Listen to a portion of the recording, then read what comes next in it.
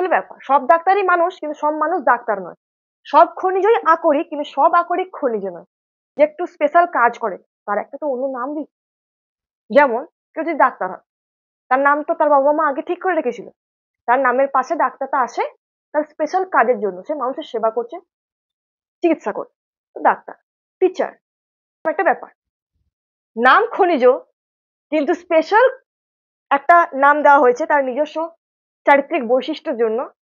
সেটা হলো আকরিক। তোমরা যদি ফ্রিতে পেতে চাও তাহলে এই ভিডিওটা শেষ পর্যন্ত দেখবে, শেয়ার করবে, লাইক করবে, কমেন্ট করবে, আর অবশ্যই সাবস্ক্রাইব করবে। আমি কমেন্ট গুলোর মধ্যে সেখানে ইউটিউবে আমাকে সিলেক্ট করে দেবে, তাকেই সিলেক্ট করবে যে এই সমস্ত কাজগুলো করবে, এবং তাকে আমি ফ্রিতে এই ভৌত বিজ্ঞান সাজেশন বইটা দেব। কবিতাটা কি? পটা, কাল, সোডা, মোগলাই, আলো। ওকে, তারপরে আছে জানলো, ফ্যাশন, লেট, হলো, কিউ। হাই, আমি রিজওয়ানা আক্তার। তো আমি আজ মাধ্যমিক 2026-এর জন্য ধাতুবিদ্যা অধ্যায়টির ওয়ান শট ভিডিও নিয়ে চলে এসেছি। বেশি কথা বাড়াবো না, চ্যাপ্টারটি পড়ানো শুরু করব। আর হ্যাঁ, এই ভিডিওটি শেষ পর্যন্ত অবশ্যই দেখবে, কারণ একটি বই এর গিভ অ্যাওয়ে আছে। কোন বই? সাজেশন বই। তো শুরু করি। মাঝখানে বলবো ধাতুবিদ্যা কেন পড়ছি, তোমাদের উত্তর হবে নাম্বার পাওয়ার জন্য। তো সাধারণত ধাতুবিদ্যা জিনিসটা কি? ধাতুবিদ্যা হচ্ছে ব্যাপারটা, দেখো, দৈনন্দিন জীবনে বা আমাদের প্রয়োজনে ধাতুর প্রয়োজন হয়। ধাতু কি? লোহা, তামা, দস্তা মানে জিঙ্ক, অ্যালুমিনিয়াম, এগুলো তো প্রয়োজন হয়। তো এই ধাতুগুলো তো আর এমনি প্রকৃতিতে বসে থাকে না যে হ্যাঁ আমি ধাতু অবস্থায় আছি আমাকে নাও, তোমাদের প্রয়োজন, এভাবে তো থাকে না। ওরা বিভিন্ন অশুদ্ধির সঙ্গে মিশে থাকে। অশুদ্ধি মানে সেটা হতে পারে ধুলোবালি, ময়লা, সেটা হতে পারে অন্য কোনো পরমাণু, যেমন সালফার, অক্সিজেন, কার্বন, এগুলোর সঙ্গে মিক্স করে ধাতুগুলো থাকতে পারে প্রকৃতিতে। তো আমরা তো অশুদ্ধি চাইবো না, আমরা বিশুদ্ধ ধাতুই চাইবো। তাহলে আমাদেরকে অশুদ্ধিগুলোকে দূর করে দিতে হবে, দিয়েই ধাতুকে পেতে হবে, মানে ধাতুর নিষ্কাশন করতে হবে। এই যে ঘটনাটা, এই যে আমরা ধাতু নিষ্কাশন করছি অশুদ্ধি ছড়িয়ে, এটাই আমরা ধাতুবিদ্যা চ্যাপ্টারটার মধ্যে পড়বো। বুঝতে পারলাম চ্যাপ্টারটা কেন পড়বো?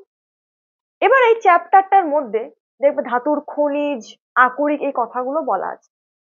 অনেকে জানো, অনেকে জেনেও ভুলে যাও। ব্যাপারটা কি? এই যে বললাম ধাতুর সঙ্গে অশুদ্ধি মিশে থাকে, ধাতু তার সঙ্গে অশুদ্ধি মিশে থাকে। তো আমরা অশুদ্ধিগুলোকে তাড়াতে চাইছি, দিয়ে ধাতু পেতে চাইছি। এই কাজটা করার জন্য বেশি খরচও হতে পারে, কম খরচও হতে পারে, খুব অল্প সময়ও হয়ে যেতে পারে, আবার বেশি সময় লাগতে পারে, আবার বেশি কষ্ট হতে পারে। তো এই জিনিসটা থেকে যদি আমি অল্প খরচে এবং কম খেটে খুব সহজেই ধাতুটাকে নিষ্কাশন করতে পারি, তাহলে এই জিনিসটাকে আমরা বলবো আকরিক। আবার এই জিনিসটা থেকে যদি আমি ধাতুটাকে নিষ্কাশন করতে চাই, তাহলে আমাকে প্রচুর খরচ করতে হবে এবং করাটা অনেকটা কঠিন হবে। ধাতুটাকে নিষ্কাশন করাটা অনেকটা কঠিন হবে। কঠিন মানে হতে নিষ্কাশন করা যাবে না, এরকম একটা ব্যাপার। তখন এই জিনিসটাকে আমরা বলবো খনিজ। আরেকবার বলি, ধাতুর সঙ্গে অশুদ্ধি মিশে থাকে, এই ধাতু প্লাস অশুদ্ধি, এই পুরো জিনিসটাকে আমরা খনিজ বলতে পারি। এখনই বললে আকরিক খনিজ দুটো ভাগ, তাহলে কেন খনিজ বলছি? আরেকবার বলছি, প্রথমে খনিজ, এই পুরো জিনিসটাকে আমরা খনিজ বলি। খনিজ, এই খনিজ থেকে আমি ধাতুকে উদ্ধার করব আমাদের প্রয়োজনে। যদি এই উদ্ধার করার কাজটা সহজ এবং কম খরচ সাপেক্ষ হয়, তাহলে এই খনিজটাকে আমরা আকরিক বলবো। আমরা নিজেদের সুবিধার্থে অন্য একটা নাম দিয়ে দিলাম, আকরিক। তাহলে কেউ যদি বলে যে তুই ওই আকরিকটা নিয়ে আয়, তাহলে আমরা বুঝে নেবো যে ও নিশ্চয়ই কম খরচে সহজ উপায়ে ধাতুটাকে নিষ্কাশন করতে চাইছে। আর যদি না করতে পারি কম খরচে, তখন সেটা খনিজ থেকে যাবে, যার নাম ছিল তাই নাম রয়ে গেল। যে একটু স্পেশাল কাজ করে তার একটা তো অন্য নাম দিই। যেমন কেউ যদি ডাক্তার হয়, তার নাম তো তার বাবা মা আগে ঠিক করে রেখেছিল। তার নামের পাশে ডাক্তারটা আসে তার স্পেশাল কাজের জন্য, সে মানুষের সেবা করছে, চিকিৎসা করছে। তো ডাক্তার, টিচার, পিএইচডি করে তাকে ডাক্তার বলা হয়। তো এরকম একটা ব্যাপার। নাম খনিজ, কিন্তু স্পেশাল একটা নাম দেওয়া হয়েছে তার নিজস্ব চারিত্রিক বৈশিষ্ট্যের জন্য, সেটা হলো আকরিক। আকরিক খনিজের মধ্যে পার্থক্যটা বুঝতে পারলে? পার্থক্য কিছুই না, আকরিক হলো এক প্রকার খনিজ, কিন্তু সব খনিজ আকরিক নয়। কারণ সব খনিজ থেকে তো আমি কম খরচে সহজ উপায়ে ধাতুটাকে বার করতে পারছি না। উদাহরণ দিচ্ছি, সব ডাক্তারই মানুষ, কিন্তু সব মানুষ ডাক্তার নয়। ডাক্তার নয় ইন দ্য সেন্স ওই ডাক্তার ডিগ্রিটা নেই। কেন? ও পড়াশোনা করে, র্যাঙ্ক করে, ভালো রেজাল্ট করে, তার ইচ্ছা হয়েছিল ডাক্তার হতে, ও ডাক্তার হলো। আর কেউ পড়াশোনা করে অন্য কিছু হলো। তো এই হলো ব্যাপার, সব ডাক্তারই মানুষ, কিন্তু সব মানুষ ডাক্তার নয়। সব খনিজই আকরিক, কিন্তু সব আকরিক খনিজ নয়। বুঝতে পারলাম? প্রশ্নটা খুব ইম্পর্টেন্ট আছে। আমি আরেকটা উদাহরণ দিয়ে বলি। যেমন লোহা, লোহার সংকেত কি? Fe। এই Fe তো আর এমনি খুললাম খোলা বসে থাকবে না যে হ্যাঁ আমি আছি আমাকে নিয়ে নাও, আমি প্রকৃতিতে আছি বসে, তুমি আমাকে নাও তোমার প্রয়োজনে কাজে লাগাও, এরকম তো থাকবে না। সালফারের সঙ্গে যুক্ত হয়ে থাকবে, কখনো অক্সিজেনের সঙ্গে যুক্ত হয়ে থাকবে। তো এটার নাম হচ্ছে আয়রন, নামগুলো মনে রাখতে হবে, হ্যাঁ, পাইরাইটিস। আর এটার নাম হচ্ছে রেড হেমাটাইট। এবার তোমরা বলবে এগুলো কি করে মনে রাখবো? কিচ্ছু করার নেই, একটা পাতাতে লিখে নেবে, সামনে চিঠি দেবে দেওয়ালে, বারবার দেখবে, মনে থেকে যাবে। তো আয়রন পাইরাইটিস আর রেড হেমাটাইট এই দুটো হচ্ছে খনিজ। হ্যাঁ, তো দেখা গেছে এইখান থেকে এফি কে বার করা কঠিন, বেশি খরচ, একে বার করা সহজ। তাহলে আমরা কি বলবো? এর একটা নতুন নাম দেবো না? কি নাম দেবো? আকরিক। আর এর কোনো নাম দেবো না, এ খনিজ ছিল, খনিজই রইল।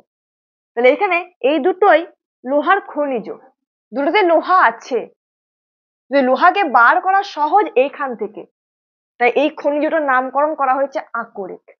তাহলে সব খনিজই, সব আকরিকই খনিজ, কিন্তু সব খনিজ আকরিক নয়। এই উদাহরণটা দিয়ে তুমি লিখে দেবে। তাহলে রেড হেমাটাইট হলো লোহার, Fe এর আকরিক এবং খনিজ উভয়। এ শুধুমাত্র খনিজ, আকরিক নয়। ডান? ওকে। এইবার আকরিক থেকে, এই যে আমি বললাম আকরিক থেকে লোহাকে বার করা সহজ, কিভাবে বার করি? দেখো, এর মধ্যে অশুদ্ধি হিসেবে কি আছে? অক্সিজেন আছে। তো আকরিকের মধ্যে অশুদ্ধি রয়েছে, এই অশুদ্ধিটাকে আমরা কি নাম দিই? খনিজ মল। মল মানে জানো, ওরকম করে বোঝাতে হবে না, যা ত্যাগ করতে হবে, না হলে আমি ধাতুটাকে পাবো না। তো এটার নামকরণ করা হয়েছে খনিজ মল। মল এটাকে আমাকে বার করতে হবে, তাহলে আমাকে কিছু একটা মিশিয়ে এর সঙ্গে ফ্লাশ আউট করতে হবে, তাই তো? তো এর সঙ্গে আমি বিগলক মিশাই, বিগলক, বাইরে বিগলক মেশাই। এই বিগলকের সাথে খনিজ মল রিয়াক্ট করে এবং তৈরি করে ধাতু মল। এই ধাতু মলটাই বেরিয়ে যায়, তাহলে আমরা ধাতু পেয়ে যাবো। এটা এটা বার করা তো আমার মূল উদ্দেশ্য ছিল। তো এই হলো ব্যাপার, খনিজ মল কি, ধাতু মল কি, বিগলক কি, আমি ছোট্ট মতো করে বুঝিয়ে দিলাম। এইবার বিভিন্ন ধাতুর আকরিকের নাম আমাদের মুখস্থ করতে হবে, প্রশ্ন আছে। আমি এটা মুছে দিচ্ছি, এখানে লিখবো, তোমরা দেখবে। ঠিক আছে, বলবো সেটা বলার আগে যেটা বললাম বলবো বইয়ের ব্যাপারে। তো আমার কাছে এই বইটা এসেছে দুদিন আগে, হ্যাঁ, সাজেশন বই, শুধু ভৌত বিজ্ঞান না, 7টা সাবজেক্টেরই আছে মাধ্যমিকের জন্য। আমার অনেকদিন থেকে ইচ্ছে ছিল একটা সাজেশন বই নেওয়ার। এই বইটা আমি দেখেছিলাম, হ্যাঁ, আগের বছর থেকে আরম্ভ হয়েছে এই সাজেশন বইটা। তো আমি পাচ্ছিলাম না, কিন্তু তারপরে একটা সামনে ইউটিউবে ভিডিও আছে, সেখান থেকে দেখলাম যে হ্যাঁ এমন জায়গা থেকে পাচ্ছি বইটা। তো আমি হোয়াটসঅ্যাপ করি এন্ড দেন আমি বইটা পাই। তো বইটা আমি মিলিয়ে দেখি, বিভিন্ন টেস্ট পরীক্ষা তো হলো, বিভিন্ন স্কুলের টেস্ট, যে কোশ্চেন টেস্ট পেপারে, সেগুলো মেলালাম, হুবহু কমন এসছে। তো তোমরা যদি চাও, তোমাদের সুবিধা হবে, তাই আমি বললাম, তোমাদের হেল্প হবে, তাই আমি বললাম যে এই বইটা নিতে পারো, কিনতে পারো। এই বইটা কি 7টা সেটই কিনতে পারো, তো যদি কিনতে চাও মোটামুটি এক একটা বই 130 টাকা করে দাম। তো টোটাল 7টা বই আছে, তুমি 630 টাকাতে পেয়ে যাবে। তোমার হোয়াটসঅ্যাপ নাম্বারটা আমি দিয়ে দেবো স্ক্রিনে, হ্যাঁ। তবে ওইখানে গিয়ে তুমি বলবে যে আমি 7টা বই চাই। আর হয়তো এখন ডিসকাউন্ট যদি চলে তো ডিসকাউন্ট দিতে পারে। তুমি একবার আমার নাম লিখে দেবে যে রিজওয়ানা দি নিয়েছিলেন, বইটা অর্ডার করেছিল। তো রিজওয়ানা দি বলেছিল যে বইটা ভালো, তো আমার নাম যদি করো, কারণ আমি নিয়েছিলাম না, অর্ডার দিয়েছিলাম। তো ডিসকাউন্ট দিতেও পারে, আমি জানি না, তবে বলবে, বলে দেখবে, দিতেও পারে। তো 50-20 টাকা ডিসকাউন্ট দিতে পারে। আর একটা কথা, গিভ অ্যাওয়ে যে কথাটা বলছিলাম, তোমরা যদি ফ্রিতে পেতে চাও তাহলে এই ভিডিওটা শেষ পর্যন্ত দেখবে, শেয়ার করবে, লাইক করবে, কমেন্ট করবে, আর অবশ্যই সাবস্ক্রাইব করবে। আমি কমেন্ট গুলোর মধ্যে র্যান্ডম কমেন্ট চুজ করব, আমি করব না। একটা লিঙ্ক থাকবে, সেই লিঙ্কে আমি এই ভিডিওর লিঙ্কটা দিয়ে দেবো। সেখানে ইউটিউবে আমাকে সিলেক্ট করে দেবে, তাকেই সিলেক্ট করবে যে এই সমস্ত কাজগুলো করবে, এবং তাকে আমি ফ্রিতে এই ভৌত বিজ্ঞান সাজেশন বইটা দেব। তো যদি পেতে চাও ফ্রিতে আমি দেব, এই কাজগুলো করবে, ব্যাস তাহলে হবে। আর যদি কিনতে চাও তাহলে তো বলে দিলাম, ইতিহাসে 93% কমন এসছে। তো যারা তো ভালো পড়াশোনা করছে তারা তো ভালো রেজাল্ট হবেই। আর যারা এমনি ব্যাকলগ হয়ে গেছে, একটু ঢিলেমো চলছে, তারা তো অবশ্যই 100% নাও, কাজে আসবে, আসবেই। বেশ, তো বলে দিলাম, এবার শুরু করি বিভিন্ন আকরিকের নাম। ধাতু যেমন জিঙ্ক আছে, অ্যালুমিনিয়াম আছে, আর আকরিক দুটো আছে। একটা হচ্ছে রেড হেমাটাইট Fe2O3, নামটা আর এখানে লিখছি না। আর একটা হচ্ছে ম্যাগনেটাইট Fe3O4, এখানে নামটা লিখি কারণ এটা আগে লিখিনি। অনেকে কি করে, FeS2 টা মনে থেকে যায়, হ্যাঁ, নিয়ে লিখে দেয় যে FeS2, Fe এর আকরিক। তাই বটে, আকরিক বটে। এটা আকরিক নয়, এটা খনিজ। আকরিক কাকে বলবো? যার কাছ থেকে সহজে আমি লোহা পাবো, তাহলে এটাকে আমি আকরিক বলবো না। এটা মনে রেখে দিলে আর কোশ্চেনে লিখে দিয়ে এলে নাম্বার পাবে না। এই দুটো হচ্ছে আকরিক, মানে এই দুটোর থেকে খুব সহজে লোহাকে আমরা বার করতে পারি। রেড হেমাটাইট আর ম্যাগনেটাইট। ম্যাগনেটাইট একটা অনেকটা বড়, তার মানে এখানে যদি Fe2O3 থাকে, এটা সংখ্যাটা একটু বেশি হবে, যদি মনে না থাকে তাই বললাম। Fe2O3 আর 3-4 বলো। বেশ, ওটা কপারের ক্ষেত্রে। কপারের ক্ষেত্রে তিনটে মোস্ট ইম্পর্টেন্ট, কপার গ্লান্স, যেটাকে বলা হয় চ্যালকোপাইরাইটিস, আর কিউপ্রাইট Cu2O,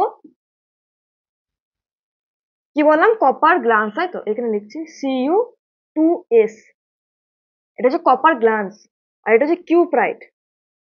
কপার গ্লান্সটা খুবই ইম্পর্টেন্ট আমার মনে হচ্ছে। দেখো Cu2S, কপার বা চ্যালকো, এই ওয়ার্ডটাও বলতে পারে, চ্যালকো পাইরাইটিস, স্পেলিং ভুল হলে মাফ করো। আর এটা কিউপ্রাইট। আর একটা হচ্ছে ম্যালাকাইট, এটা সংকেত মনে রাখা দরকার নেই, শুধু ম্যালাকাইট কথাটা মনে রাখলেই হবে, অতটা ইম্পর্টেন্ট না। হলো জিঙ্কের ক্ষেত্রে জিঙ্ক ব্লেন্ড কথাটা, জিঙ্ক ব্লেন্ড যা করি সেটা খুব ইম্পর্টেন্ট, সেটা হচ্ছে ZnS। জিঙ্কাইট ZnO। আর একটা ইম্পর্টেন্ট আছে ক্যালামাইন, এটা হচ্ছে জিঙ্ক কার্বনেট ZnCO3। এটা কি বললাম, জিঙ্কাইট। জিঙ্কের সবগুলো ইম্পর্টেন্ট আছে, খুবই ইম্পর্টেন্ট। আর এটা হচ্ছে জিঙ্ক ব্লেন্ড। এই তিনটে হলো। অ্যালুমিনিয়াম বই থেকে পাবে, আমি তাও লিখছি। অ্যালুমিনিয়ামের ক্ষেত্রে এখানে লিখছে বক্সাইট, এটাও ইম্পর্টেন্ট। আর একটা আছে ক্রায়োলাইট। ক্রায়োলাইটের সংকেতটা খুবই ইম্পর্টেন্ট, করবে। বক্সাইটে হচ্ছে Al2O3, দুটোতেই থাকবে, বক্সাইট গিবসাইট দুটোতেই Al2O3 থাকবে, শুধু জলের অণুর পার্থক্য আছে। এখানে 2 অণু H2 আছে ডট করে, আর এখানে 3 অণু H2 আছে। গিভ, গিভ, আরো দাও জল, মানে এখানে যদি 2 থাকে এখানে একটা এক্সট্রা করে দেবে 3H2, মনে রাখার জন্য বলছি। Al2O3.2H2 হচ্ছে বক্সাইট, Al2O3.3H2 হচ্ছে গিবসাইট। আর ক্রায়োলাইটের সংকেত হচ্ছে, এখানে লিখছি Na3Al F6, আমি একসাথে লিখে দিলাম, ডট দিয়েও লিখতে পারো, সেটা কি হবে AlF3.3NaF। এই সংখ্যাটা কিন্তু খুবই ইম্পর্টেন্ট, এটাও লিখতে পারো, এটাও লিখতে পারো, এটাকে জুড়ে দিয়ে এখানে করা হয়েছে। তো ক্রায়োলাইট কার আকরিক, অ্যালুমিনিয়ামের আকরিক। গিবসাইট কার আকরিক, বক্সাইট কার আকরিক? অ্যালুমিনিয়ামের আকরিক। মানে এখান থেকে অ্যালুমিনিয়ামকে খুব সহজে আমরা বার করতে পারি। আকরিকের নাম ও সঙ্গে বোঝা গেল। যে বইটার জন্য বললাম, এই বইতে শুধুমাত্র যে প্রশ্ন আছে তা না, উত্তরও আছে। উত্তরও আছে। এবার আমরা পড়বো সংকর ধাতুর ব্যাপারে। সংকর ধাতু কেন পড়বো? দেখো, এমনি আমরা লোহাটাকেও ইউজ করতে পারতাম, কিন্তু লোহাটাকে বা এমনি তামাটাকে ইউজ করতে পারতাম, কিন্তু আমরা কি করি, তামার সঙ্গে টিন মিশিয়ে কি তৈরি করি? কাঁসা তৈরি করি। তামার সঙ্গে জেডেন জিঙ্ক মিশিয়ে আমরা কি তৈরি করি? পিতল তৈরি করি। জানো কি কাজ এগুলো? তো এমনি যদি শুধুমাত্র ধাতু হতো তার অতটা কাজ হতো না, কিন্তু আমরা নিজেদের জীবনে আরো কাজে লাগানো যায়। যেমন লোহা অতটা ক্ষমতা নেই, কিন্তু যদি আমি লোহার সঙ্গে অন্য কিছু মিশিয়ে দিই তাহলে স্টিল তৈরি হয়ে যাবে। স্টিলটা একটু শক্তিশালী হয়। তাই বিভিন্ন ধাতুর সঙ্গে অন্য ধাতু মেশানো হলে, বা ধাতুর সঙ্গে অধাতুও মেশাতে পারো, যে ধাতু তৈরি হয় সেটাকে বলা হয় সংকর ধাতু।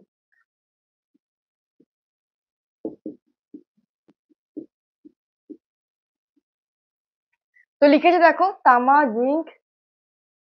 এবং জিঙ্ক, এতে এমনি এমনি ধাতু, তাদের সঙ্গে আরো ধাতু মিশিয়ে আমরা কিছু সংকর ধাতু তৈরি করবো। সেই সংকর ধাতুগুলোর নাম কি? কাঁসা, পিতল, ব্রোঞ্জ।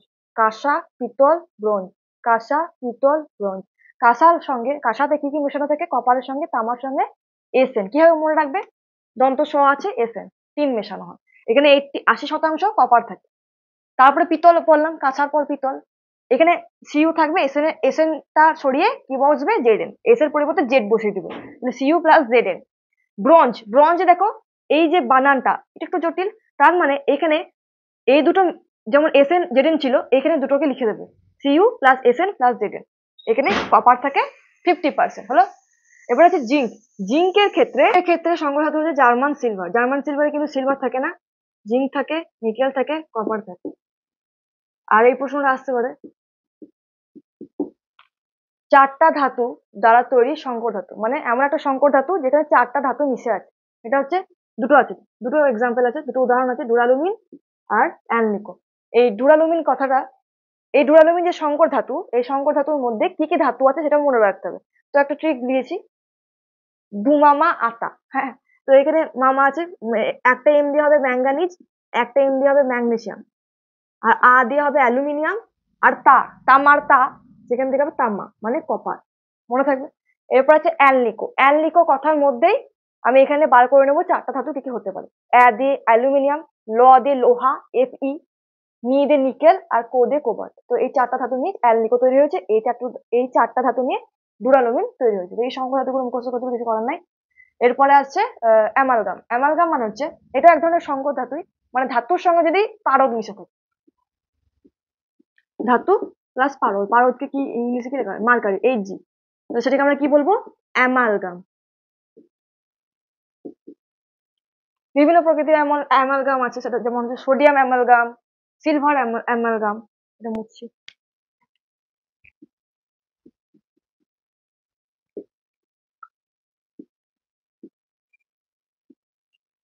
কি করে নামকরণ করা হয়? সোডিয়াম অ্যামালগাম মানে সোডিয়াম প্লাস পারদ আছে, এটা সিলভার অ্যামালগাম, এটা জিঙ্ক অ্যামালগাম, এটা হচ্ছে টিন অ্যামালগাম। তো এটা কিসের কাজে লাগে? সিলভার অ্যামালগাম কিসের কাজে লাগে? দাঁতের চিকিৎসায়।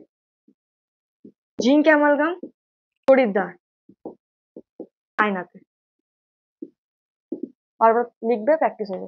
এতদূর পর্যন্ত যেগুলো ছিল সেগুলো তো ইম্পর্টেন্ট ছিল। এরপরে যেটা আসবে সেটা বেশি ইম্পর্টেন্ট, সেটা হচ্ছে ওই যে ধাতু নিষ্কাশন করার আগে তড়িৎ সক্রিয়তার শ্রেণী, ওটা মুখস্থ করতে হবে। তার জন্য আমি কিছু কবিতার মতো বানিয়েছি, আমি এখানে লিখে দিচ্ছি, তারপর বলে দেবো, তোমরা ওটা মুখস্থ করে নেবে বা লিখে নেবে। হ্যাঁ, তোমরা যদি অন্য কোনো পদ্ধতিতে মুখস্থ করে রেখেছো তাহলে খুব ভালো, এটা মুখস্থ করার কোনো দরকার নাই। যদি মুখস্থ না করে থাকো সেক্ষেত্রে এটা দেখে মুখস্থ করতে পারো। তারপর ধাতু নিষ্কাশন করাবো, দিয়ে চ্যাপ্টার শেষ। ওকে, বেশ, এটা মুছে দিচ্ছি। তো দেখো, আমি লিখে রেখেছি তড়িৎ সক্রিয়তা শ্রেণী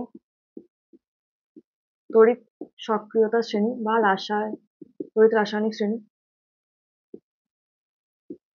পরপর যেভাবে বলবো সেভাবে মনে রাখবে। দেখো, কবিতাটা কি? পটা, কাল, সোডা, মোগলাই আনলো। ওকে, তারপরে আছে জানলো, ফ্যাশন, লেট, হলো, কিউ।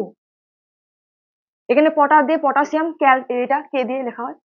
কাল থেকে ক্যালসিয়াম, সোডা থেকে সোডিয়াম, এনে দিয়ে লেখা হয়। মোগলাই যেটা লিখেছি সেটা হচ্ছে ম্যাগনেসিয়াম, Mg। আনলো দিয়ে অ্যালুমিনিয়াম।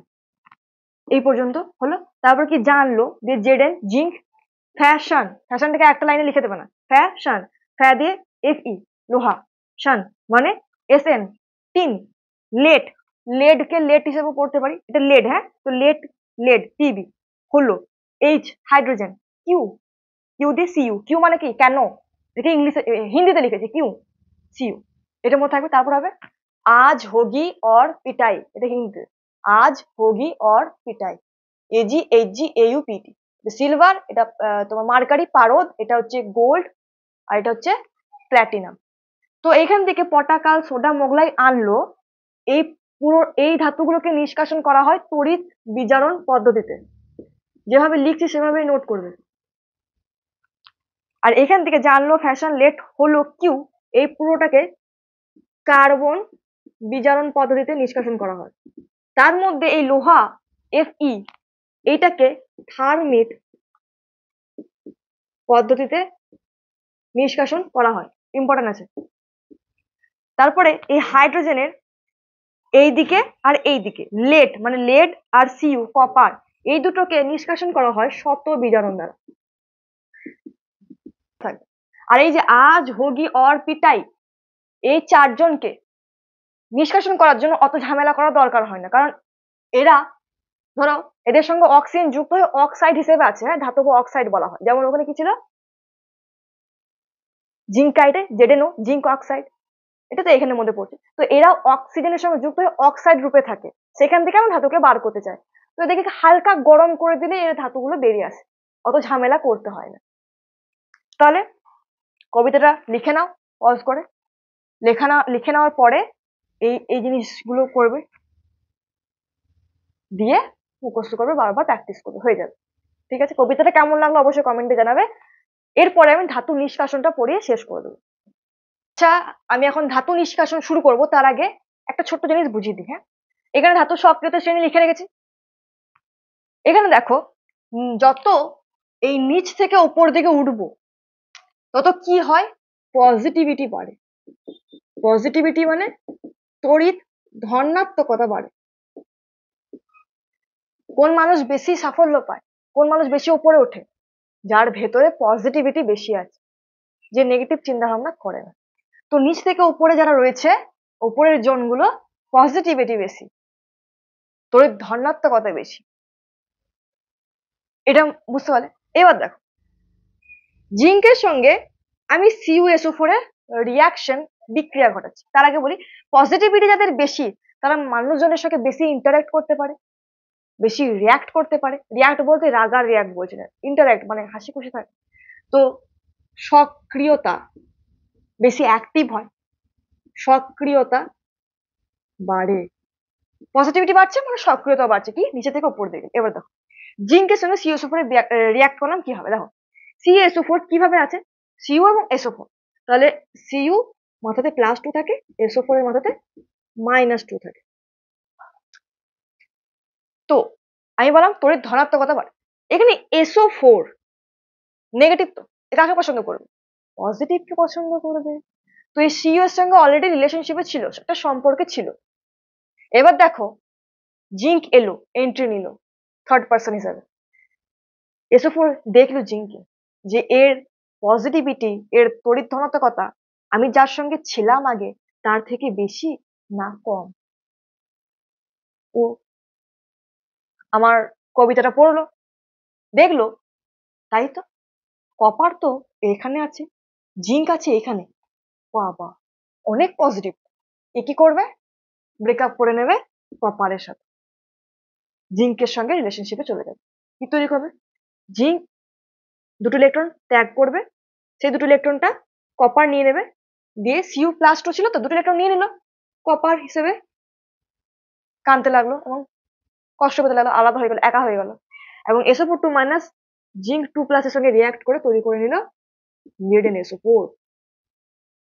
তাহলে তোমার থেকে বেশি পজিটিভ মানুষকে এন্ট্রি নিতে দিও না জীবনে, তাহলে এই কেস হয়ে যাবে, তোমার হাল কপারের মতো হয়ে যাবে। তো ইটস আ লাইফ লেসন, কি শিখলে অবশ্যই কমেন্টে জানাবে। তো এই হলো ব্যাপার, এই জন্য আমি ধাতু সক্রিয় শ্রেণীটা মনে রাখতে বলেছিলাম, বেশ হয়ে গেল। মানে কপারকে এখান থেকে আলাদা করে নিতে পারলাম, তাই তো? কপারকে আমি আলাদা করে নিয়ে যেতে পারলাম, কিন্তু কপারকে কষ্ট দিলাম, কষ্ট দিয়ে তারপর কপারকে আমি আলাদা করে নিতে পারলাম। আমাদের প্রয়োজনীয়তা মেটানোর জন্য আমরা জিঙ্ককে অ্যাজ আ থার্ড পার্সন এদের রিলেশনশিপের মধ্যে প্রবেশ করালাম। দুঃখ, আমরা খুব বাজে। এবার ধাতু নিষ্কাশন পদ্ধতি, এখানে যেমন কপারকে আলাদা করলাম, এটা তো ধাতু নিষ্কাশনই হলো, কপারকে নিষ্কাশন করলাম। তো ধাতু নিষ্কাশনের বিভিন্ন পদ্ধতি আছে, 3টে পদ্ধতি আছে: কার্বন বিজারণ, তড়িৎ বিজারণ, থার্মিট পদ্ধতি। শত বিজারণটা কোথায় গেল দিদি? ওটা অতটা ইম্পর্টেন্ট না, তবে তোমরা যদি চাও আমি আলাদা সেপারেট ভিডিও বানিয়ে দেবো। তো 3টেটাই ইম্পর্টেন্ট আছে, তার মধ্যে থার্মিটটা সবচেয়ে বেশি ইম্পর্টেন্ট। কি হয় তার আগে বলি, ধাতু নিষ্কাশন এই প্রক্রিয়াটা জারণ প্রক্রিয়া নাকি বিজারণ প্রক্রিয়া? ইম্পর্টেন্ট প্রশ্ন। কিভাবে বুঝবো? দেখো, আমি আকরিক থেকে ধাতু বার করতে চাইছি, ধরো আমি জিঙ্ক ব্লেন্ড দিলাম, হ্যাঁ, জিঙ্ক ব্লেন্ড দেখতে কি হয়? ZnO। তো এখান থেকে আমি জিঙ্ককে আলাদা করতে চাইছি, জিঙ্ককে। এই যে জিনিসটা এখানে জিঙ্ক কি হিসেবে আছে? জিঙ্ক +2 আর অক্সিজেন -2 হিসেবে আছে। দুজন রিয়াকশন করে জিঙ্ক অক্সাইড তৈরি করেছে। তো আমি জিঙ্ককে পেতে চাইছি, মানে Zn+2 থেকে Zn যেতে চাইছি। মানে এর মাথাতে যে ঋণ ছিল, যে লোন ছিল, সেই লোনটাকে আমি সরাতে চাইছি এবং একে ফ্রি করতে চাইছি। তো ঋণ এবং লোনকে সরানোর জন্য কি করব? এখানে এর মাথাতে দুটো প্লাস, মানে এর মধ্যে দুটো ইলেকট্রন কম আছে, দুটো ইলেকট্রন দিয়ে দাও, জিঙ্ক চলে আসবে। তাহলে একে দুটো ইলেকট্রন দিচ্ছি, এই দুটো ইলেকট্রন গ্রহণ করছে। আমি কি বলেছিলাম? বিগ্রহ, নট বিদ্রোহ। বিদ্রোহ করো না, বিগ্রহটা মনে রাখবে।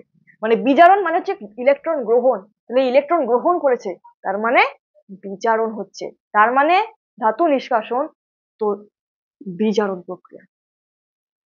ইলেকট্রন গ্রহণ করে ধাতুটাকে আমরা পাচ্ছি, তাই এটা বিজারণ প্রক্রিয়া, মনে থাকবে। এবার আমরা এই 3টে পদ্ধতি আস্তে আস্তে শেখাবো, তারপর লোহায় মরচে পড়া, দেন শেষ। তো ধাতু নিষ্কাশন যেটা তোমাদের সবচেয়ে কঠিন লাগে, আমি চেষ্টা করবো খুব সহজে এর মধ্যে কমপ্লিট করানো। তো শুরু করা যাক। কি কি পদ্ধতি বলেছিলাম? 3টে: কার্বন বিজারণ, থার্মিট পদ্ধতি আর তড়িৎ বিজারণ। 3টেতেই আমরা জানবো বিজারক হিসেবে কি ইউজ হয়, ওটা বাদ দাও, এই দুটোকে আমরা ইউজ করবো। এখানে বিজারক মানে বিজারক পদার্থ। ধরো আমি বিজারক পদার্থ, মানে কি? আমি তোমাকে বিজারিত করছি, আমি অন্যকে কি করছি সেই অনুযায়ী আমার নাম হবে। আমি তোমাদের শেখাচ্ছি তাই আমার নাম টিচার বলা হয়, কিন্তু আমি টিচার না, জাস্ট ভেবে নাও আমাকে টিচার বলা হচ্ছে। বা কোনো ডাক্তার, সে চিকিৎসা করছে তাই অন্যকে চিকিৎসা করছে, তাই তার নাম ডাক্তার। আমি তোমাদের যদি বিজারিত করি তাহলে আমার নাম বিজারক। এবার বিজারিত করছি মানে তোমাকে বিজারণ ঘটাচ্ছি তোমার মধ্যে, মানে তোমার মধ্যে ইলেকট্রনকে আমি প্রবেশ করাচ্ছি, তুমি ইলেকট্রন গ্রহণ করছো, তাহলে তোমার বিজারণ হচ্ছে। কে করছে? আমি করছি, তাহলে আমি কি হব? বিজারক পদার্থ হব।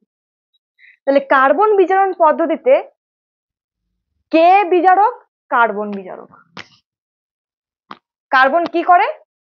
বিজারিত করে, কোনো আকরিককে বিজারিত করে এবং সেই আকরিক থেকে ধাতুকে আমরা বার করতে পারি এই কার্বন বিজারণ পদ্ধতিতে। তো কোক হিসেবে, কোক মানে জানো তো কোকে কার্বন থাকে, তো কোককে বিজারক হিসেবে ইউজ করা হয়। তাপমাত্রা উচ্চ রাখা হয়। আকরিক হিসেবে কি নেওয়া হয়? ধাতব অক্সাইড। এবার তোমরা কি পড়াচ্ছ বুঝতে পারছি না। মানে ব্যাপার হচ্ছে এই যেমন ধরো জিঙ্ক অক্সাইড, হ্যাঁ, জিঙ্ক অক্সাইড, এটাকে কি বলবো? জিঙ্কের অক্সাইড, জিঙ্ক অক্সিজেনের সঙ্গে রিলেশনশিপে আছে, জিঙ্ক অক্সাইড তৈরি করেছে, যেটা কি জিঙ্কের আকরিক। ধাতুর অক্সাইড, ধাতব অক্সাইড, এই ধাতব অক্সাইড থেকে আমি জিঙ্ককে আলাদা করব এই কার্বন বিজারণ পদ্ধতিতে। তাই বলেছে আকরিক হিসেবে আমরা ধাতব অক্সাইড নেব। তোমার মনে আছে আমি এইভাবে লিখেছিলাম যে এইগুলো কার্বন বিজারণ দ্বারা আলাদা করি আমরা, মানে নিষ্কাশন করি ধাতুগুলোকে। তার মধ্যে এটাকে বললাম থার্মিট, এই দুটোকে বললাম পিবি, আর সিইউ কে কি বললাম? লেড আর কপার কি বলেছিলাম? শর্ত বিজারণ। মনে আছে তো? আশা করবো মনে আছে। তোমরা ব্রিলিয়ান্ট স্টুডেন্ট, তোমাদের তো মনে থাকবেই, মনোযোগ সহকারে শুনলে সবই পারবে, তাই না? বেশ, এবারে কোন কোন ধাতুকে করা হয় দেখো, এই 3টে বাদ দিয়ে সবগুলো। জিঙ্ক, এফিকেও করা হয়, এসএন, এগুলো, হ্যাঁ। তো মধ্যম, এটা বলা হয় মধ্যম সক্রিয় ধাতু, মানে মাঝ বরাবর সক্রিয়, অতটা পজিটিভ নয় অতটাও নেগেটিভ নয়, মিডিয়াম। যেমন আমরা আমরা বেশি পজিটিভও নয় মানে বেশি নেগেটিভও না, আমাদের মধ্যে নেগেটিভিটিও আছে পজিটিভিটিও আছে, আমরা মাঝখানে। অনেক মানুষ আছে যারা অত্যাধিক পজিটিভ, অনেক মানুষ আছে যারা অত্যাধিক নেগেটিভ। তো কার্বন বিজারণ পদ্ধতিতে মাঝ বরাবর ধাতুগুলোর আকরিক থেকে ধাতুগুলোকে আমরা আলাদা করি। তো বিক্রিয়াটা কি করে লিখি আমরা, দেখো জিঙ্ক অক্সাইড সঙ্গে কার্বনের রিয়াকশনে গরম করলাম, হিট করলাম, কার্বন অক্সিজেনের সঙ্গে রিয়াক্ট করে দিয়ে জিঙ্ককে আলাদা করে দেয়, হয়ে গেল। এই যে কার্বন মনোক্সাইড, এও আবার বিজারণ করে, দিয়ে কি করে জিঙ্ক আলাদা করে এবং CO2। তার মানে একজনকে নিয়ে আমি দুটো রিয়াকশন করতে পারছি, কারণ একজন একবার বিজারিত করে দিল, দিয়ে কার্বন মনোক্সাইড তৈরি হলো, সেই কার্বন মনোক্সাইড আবার অন্য ধাতব অক্সাইড জিঙ্ক অক্সাইডকে বিজারিত করে জিঙ্ককে পাইয়ে দিল, অবশ্যই গরম করতে হবে। তো এই হলো কার্বন বিজারণ পদ্ধতি। এখানে বিজারণ কিভাবে ঘটাচ্ছে দিদি, এখানে তো ইলেকট্রন গ্রহণ বর্জন দেখতে পাচ্ছি না। আচ্ছা, ইলেকট্রন গ্রহণ বর্জন বাদ দিয়েও আরেকটা সংজ্ঞা ছিল, মনে আছে? অক্সিজেন গ্রহণ বর্জন। অক্সিজেন যদি আমি নিই তাহলে আমি জারিত হচ্ছি, অক্সিজেন যদি ত্যাগ করে দিই তাহলে আমি বিজারিত হচ্ছি। তাহলে এখান থেকে অক্সিজেনকে বার করছে কে, কার্বন, দিয়ে জিঙ্ককে আলাদা করছে, তাহলে জিঙ্ক থেকে অক্সিজেন বেরিয়ে যাচ্ছে, বিজারণ হচ্ছে। কে বিজারিত করছে, কার্বন। তাই এই পদ্ধতিটাকে বলা হয় কার্বন বিজারণ পদ্ধতি, বুঝতে পারছি। এবার আসি থার্মিট পদ্ধতি। এই থার্মিট পদ্ধতিতে, আচ্ছা এখানে একটা জিনিস ইম্পর্টেন্ট আছে, এই যে কার্বন বিজারণ, এই পদ্ধতিতে কেন এই অধিক সক্রিয় ধাতুগুলোকে আমরা আলাদা করতে পারছি না তাদের আকরিক থেকে। দেখো, অধিক সক্রিয় ধাতু বলতে আমি অ্যালুমিনিয়ামকে নিলাম, হ্যাঁ, তো এখানে লিখছে এদের অক্সাইড নিলাম Al2O3, অ্যালুমিনিয়ামের অক্সাইড Al2O3। এবার এখানে কার্বন মেশাও, আমি কি বললাম, কার্বন অক্সিজেনের সঙ্গে রিলেশনশিপে যাবে, দিয়ে অ্যালুমিনিয়ামকে আলাদা করবে, এটাকে বলা হয় কার্বন বিজারণ। কিন্তু এখানে আলাদা হবেই কেন, দেখো ভালো করে লক্ষ্য রাখো, অ্যালুমিনিয়াম ওপর দিকে আছে, মানে অনেক পজিটিভ, অনেক পজিটিভিটি আছে এর মধ্যে। অক্সিজেন আমরা জানি অনেক নেগেটিভ হয়, অত্যাধিক পজিটিভ অত্যাধিক নেগেটিভের সঙ্গে কি হয়, তীব্র অ্যাট্রাকশন, খুবই আকর্ষণ বল। তো এদের দুজনকে আলাদা করা সহজ, এদের দুজনকে আলাদা করতে পারবে কার্বন, এর অত ক্ষমতা আছে, এর অত ক্ষমতা নেই। 10 বার জন্ম নিলেও এদের দুজনকে আলাদা করা যায় না। তাই তীব্র সক্রিয় ধাতুকে কার্বন বিজারণ পদ্ধতিতে আলাদা করা যায় না, নিষ্কাশন করা যায় না। কেন করা যায় না, বুঝতে পারলাম, চাপ নেওয়ার কোনো দরকার নেই।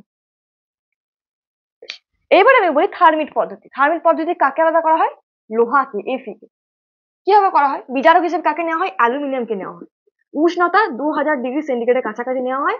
কোন কোন ধাতুকে আলাদা করা হয়, এখানে Fe, Cr, এদেরকে আলাদা, তবে বেশিরভাগ Fe। তো আকরিক কি নেওয়া হয়, ওই অক্সাইড, ধাতব অক্সাইড।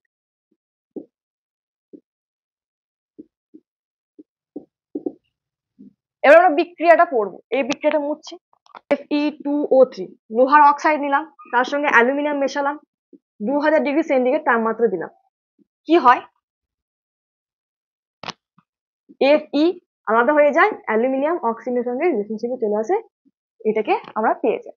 তো এটা কিভাবে করা হয়, একটা পাত্র নেওয়া হয় এরকম করে, এখানে একটা ছিদ্র রাখা হয়, এখানে রিয়াকশনটা করা হয়, এই রিয়াকশনটা এখানে করা হয়, দিয়ে এখান থেকে গলিত Fe বেরিয়ে আসে, গলিত Fe, হ্যাঁ, গলিত লোহা কিসে কাজে লাগানো হয়, বিভিন্ন ট্রেন লাইনে দেখবে, ট্রেন লাইনে যদি ফাঁক থাকে, এটাকে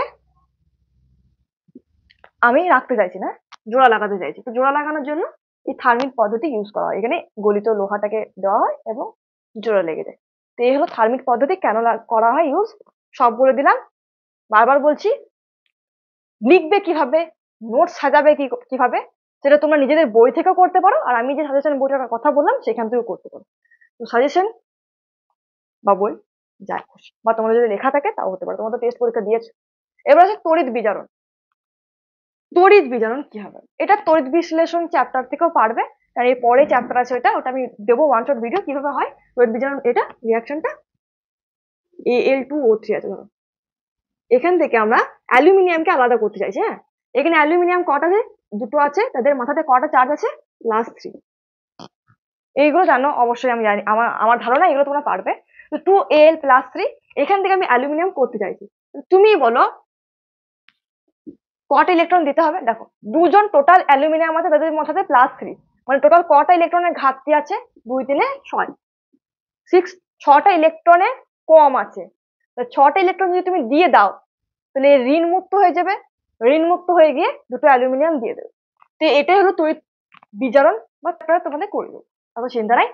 তো এই ধাতু নিষ্কাশনটা কমপ্লিট হলো। শত বিজারণ অতটা ইম্পর্টেন্ট না, তবে তোমরা যদি চাও কমেন্ট করবে, আমি ভিডিওটা দেবো। আর লোহাই মরচে পড়ে কেন, এটার জন্য সেপারেট একটা ভিডিও আমি করে দেবো, কারণ এই ভিডিওটা অনেকটা বড় হয়ে গেল। তো তোমরা কমেন্টে অবশ্যই জানাবে এই কথাটা। আর হ্যাঁ, পুরো ভিডিওটা যদি এই পর্যন্ত দেখে থাকো তাহলে ওয়েল ডান, বই জেতার সম্ভাবনা অনেকটা বেশি হয়ে গেল। কমেন্ট করবে, শেয়ার করবে, লাইক করবে, সাবস্ক্রাইব করবে। তোমরা আবার বলবে দিদি কি করে বুঝবে আমি পুরো ভিডিওটা দেখলাম কিনা, দিদি কি করে বুঝবে সাবস্ক্রাইব করলাম কিনা, শেয়ার করলাম কিনা। দিদি কিছুই বুঝবে না, তবে ইউটিউব কমেন্ট পিকার অবশ্যই বুঝবে। সেখানে আমি এই ভিডিও লিঙ্কটা দিয়ে দেবো, সে নিজে নিজেই যে সমস্ত স্টেপ ফলো করবে তাকে উইনার করবে, এবং সে আমার কাছ থেকে এই বইটা পেয়ে। তো এটা একটা গিভ ভিডিও হলো। নেক্সট ভিডিওতে যে এই ভিডিওতে জিতবে তার নাম আমি ঘোষণা করব, সে আমার সঙ্গে যোগাযোগ করবে, ঠিকানা দেবে, তার কাছে বই পৌঁছে যাবে।